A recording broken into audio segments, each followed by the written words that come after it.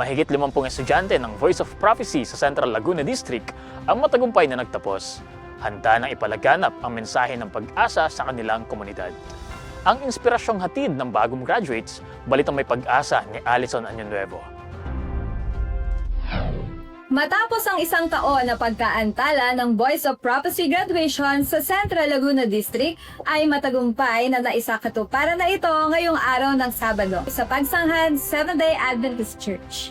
Mahigit 50 mga kapatiran mula sa mga iglesia ng Lumban, Pagsanghan, Kabanbanan, Santa Cruz at Duhat Adventist Company ang matagumpay na nagtipon-tipon upang ipagdiwang ang kanilang Voice of Prophecy graduation.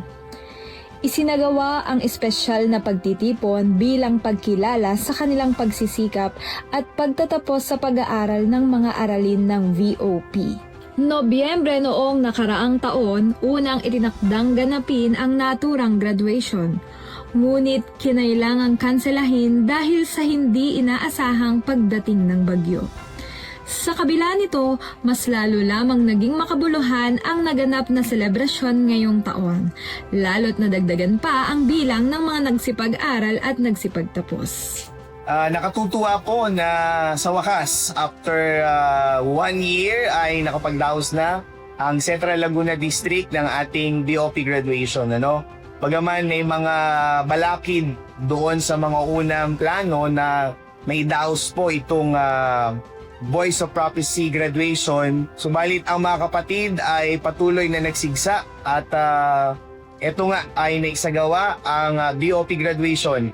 Kita sa mga ngiti ng ating mga kapatid na natanggap nila yung kanilang mga sertipiko sa kanilang pagtatapos. Ito ay patunay na patuloy na gumagawa ang mga anak ng Diyos dito sa Central Laguna District. Kaya ang aming patuloy na pagsumamo sa ating mga kapatid, patuloy na panghawakan ang pananampalatayang kanilang tinanggap at tayo ay patuloy ring titingin doon sa pangakong iniwan sa atin ng Panginoon samantalang tayo ay naglalakbay sa libutang ito, nakatuon tayo sa pangako na langit na bayan ng ating Panginoon. Isa sa mga tampok ng programa ang VOP Quiz, kung saan masiglang nakilahok ang mga kapatiran mula sa iba't ibang iglesia. Binigyan ng pagkilala ang mga nanguna sa bawat iglesia, kabilang ang itinanghal na District Top Scorer, bilang pagtatangi sa kanilang natatanging kaalaman at dedikasyon sa pag-aaral ng salita ng Diyos. Yun ang pinapasalamatan ko sa Panginoon dahil sa unang pagkakataon ng aking buhay, nakaranas ako makareceive ng 2 award. Ayan.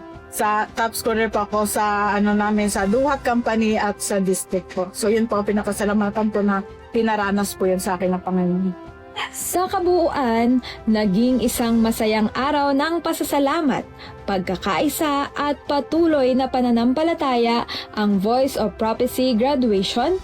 Patunay na sa kabila ng mga balakid ay nananatiling matatag at masigasig ang mga kapatiran sa kanilang paglilingkod.